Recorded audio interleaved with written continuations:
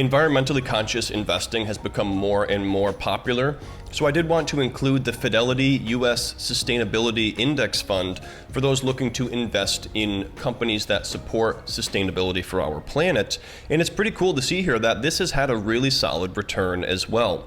Over the last year, just shy of 34%, and the lifetime return of this fund here is 14.35%, so I definitely wouldn't sleep on this one. It does have a little bit higher of an expense ratio at 0.11%, but it might be worth looking into for further research. If we look at the top holdings, it is similar to what we have seen in terms of Microsoft and Nvidia, but you're not seeing Apple, for example, represented here. As to why that is, I'm not sure. You know, it depends on what their ESG goals look like and that kind of thing.